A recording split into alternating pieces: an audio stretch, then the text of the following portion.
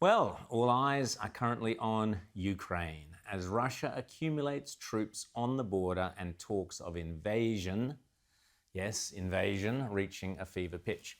In response, the US, the UK, Europe and Australia seem to be kind of in a dither about how best to respond to this crisis. Joining us now is Dr. Marcus Hellyer. He's a senior analyst at the Australian Strategic Policy Institute. Marcus Hellyer, great to see you. How are you? I'm very well, thank you. Now, Dr. Hellyer, Australians have been told to leave Ukraine. That's pretty definitive call, echoed by the US and British. Is an invasion imminent?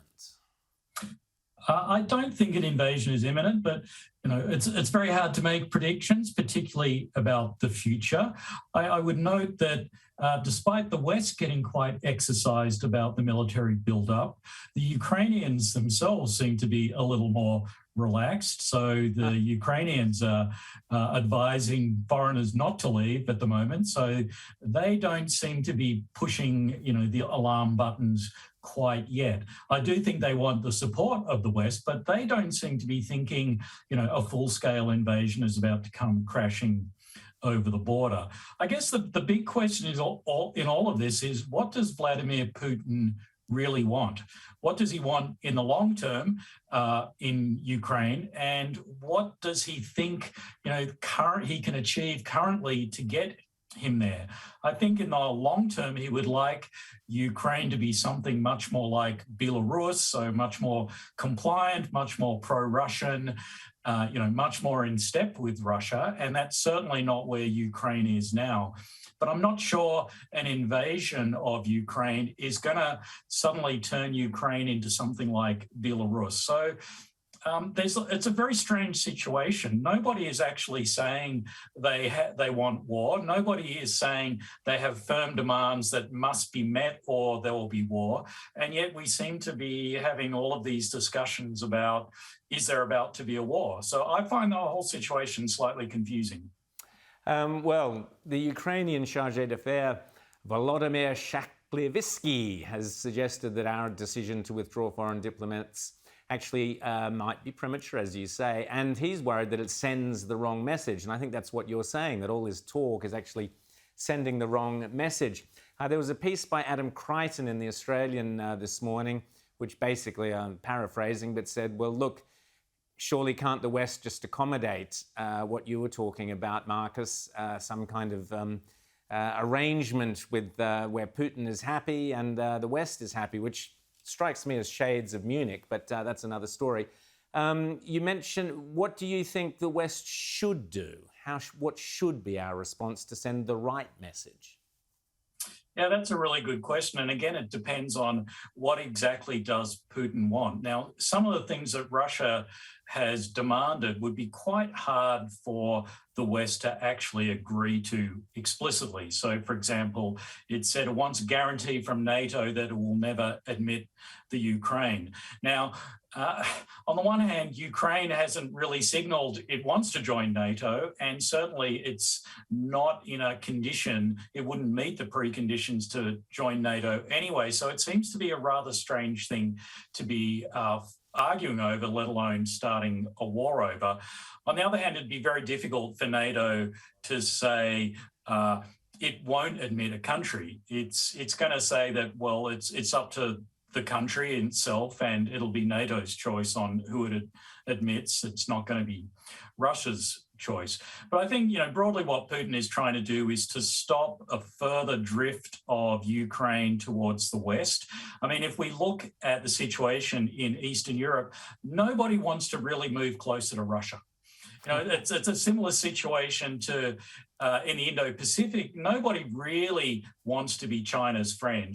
China can try and buy friends, but nobody really wants to be China's friend. And it's the same situation in Eastern Europe. Nobody is clamoring to leave NATO and move closer to Russia. So one of the things that Putin is trying to do is to signal countries that are sort of wavering and maybe thinking of moving further away from Russia's orbit is that there will be a cost involved to that. There will be pain involved in that. And he's signaling very clearly to NATO and to the US that, don't try and draw countries such as Ukraine or Georgia, further away from Russia. Well, you mentioned, Marcus, China. Over in Taiwan, China has sent its largest incursion of warplanes into its defense zone since October. So what are the links or similarities or parallels or threat of both a crisis with Taiwan and a crisis with the Ukraine? Well, that is the US's nightmare scenario, that it's drawn into sort of a two-front war with Russia in Europe and China in the Western Pacific. I think we're not close to those things happening. The first thing we sort of need to acknowledge is an air defense zone is not territorial airspace. It is not national airspace. So an air defense zone is simply something that a nation declares and wants other countries, primarily civilian air traffic, to announce themselves when they enter that air defense zone.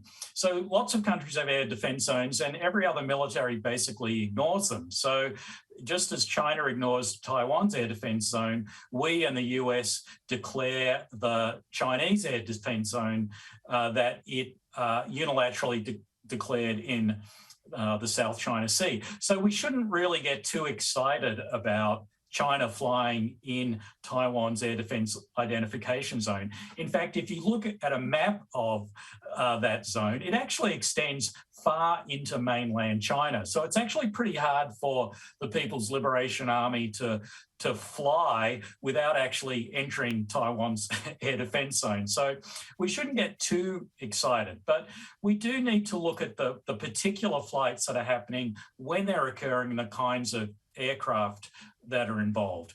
So, observers have noted that this has been the biggest flight since October. Well, what was going on in October? In October, the US and the UK were conducting some big exercises with their aircraft carriers in the Philippine Sea, so to the east of Taiwan in the Pacific. So what was China doing? Well, China was responding by flying large numbers of aircraft, including bombers, around Taiwan out into the Western Pacific to make the point that it can get between the US carrier forces and Taiwan. It's sending a very clear message that, again, if the US wants to intervene in Taiwan, there will be a cost involved.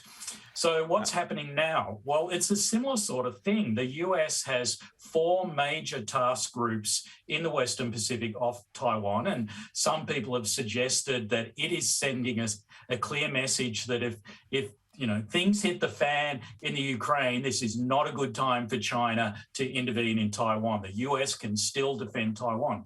But again, China is counter-messaging by saying, well, we can still, fly around Taiwan and get between you and Taiwan. So, I wouldn't say, this is anything particularly new. It's the kinds of posturing that we see all the time of messaging and counter-messaging. Marcus Hellyer, thanks so much for joining us tonight on Inside the News. Thank you very much.